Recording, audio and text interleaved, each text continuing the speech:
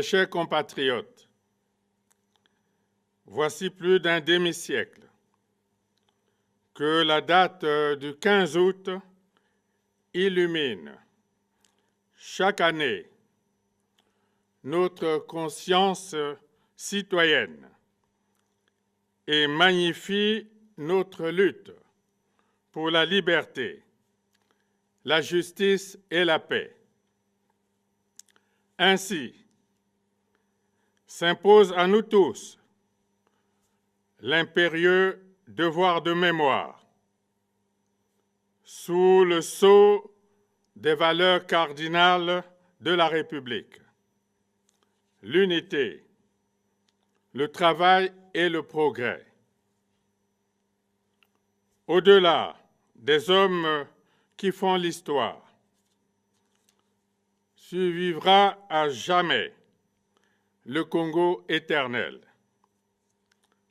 En cela, la commémoration du 58e anniversaire de la fête nationale de notre pays est avant tout un haut moment d'hommage aux pères de l'indépendance, en célébrant la souveraineté de notre État.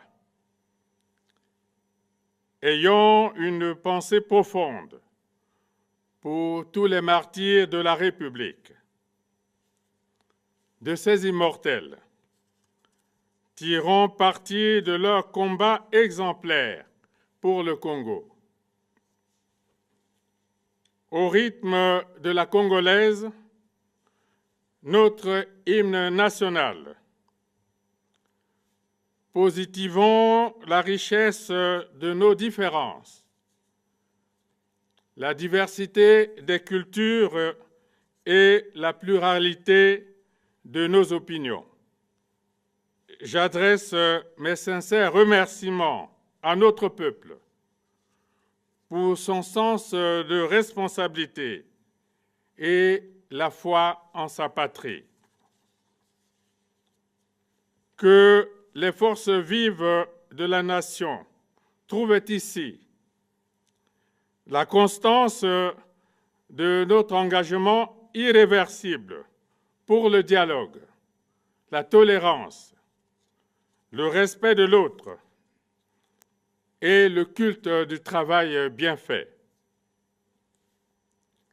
C'est également le moment de rendre de nouveau honneur à la force publique, à ces hommes et ces femmes qui servent parfois leur pays dans des conditions extrêmes, y compris au sacrifice de leur vie. Mes chers compatriotes, la paix reste notre credo majeur. La construction de la nation en dépend largement. Le développement de notre pays en est fondamentalement tributaire. C'est pourquoi je salue le retour progressif de la paix dans le département du Poul. La paix sans laquelle rien de durable ne peut se réaliser.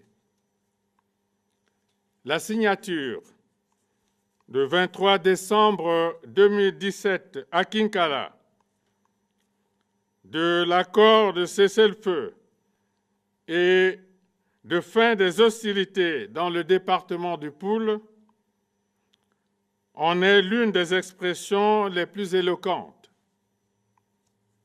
L'avenir n'est nullement dans la violence.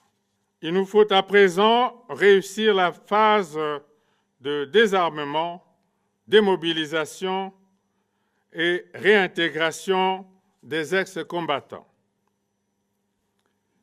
Que les partenaires au développement qui accompagnent notre pays dans ce programme trouvent ici le témoignage vibrant de notre gratitude.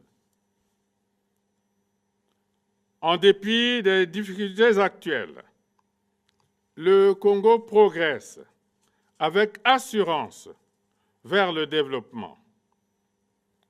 De plus en plus à notre portée, l'espoir reste toujours permis.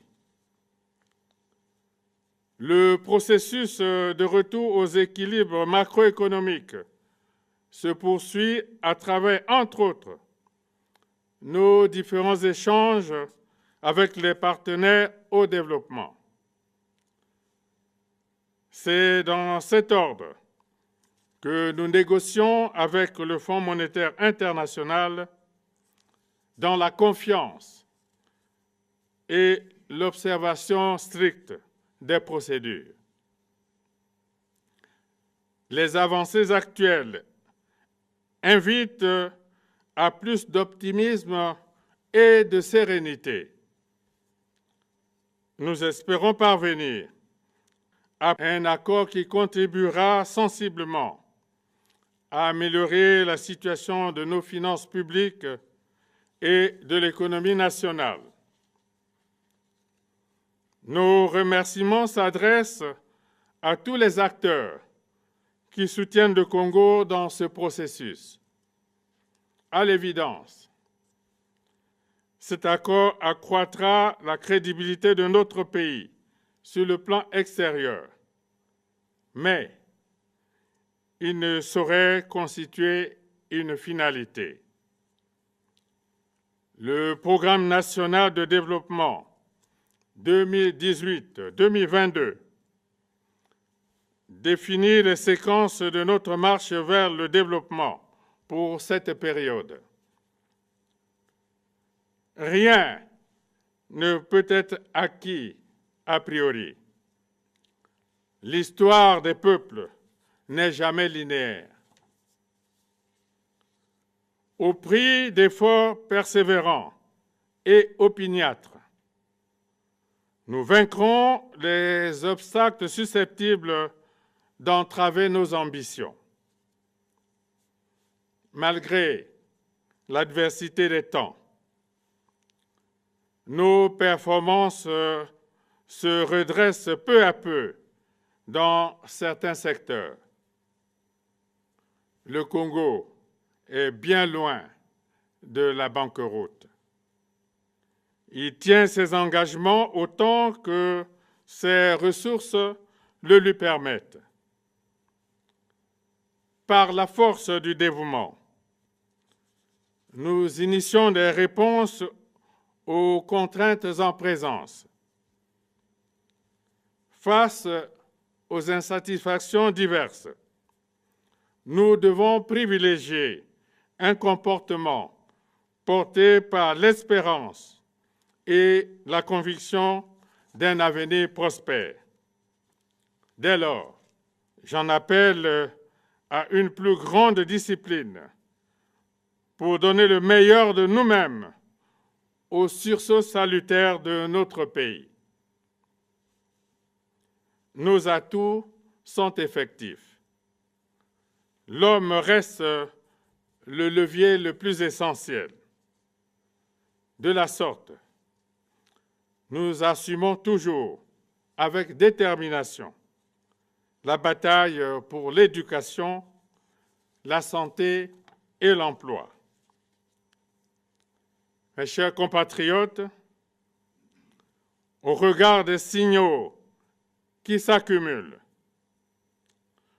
je continuerai de veiller sur les références énoncées dans mon message du 30 décembre 2017 sur l'état de la nation devant le Parlement réuni en Congrès. Sans complaisance, les dispositions en vigueur s'appliqueront dans toute leur rigueur face aux antivaleurs. La promotion de la bonne gouvernance reste une exigence de tous les instants. Bonne fête de l'indépendance à tous. Vive le Congo. Je vous remercie.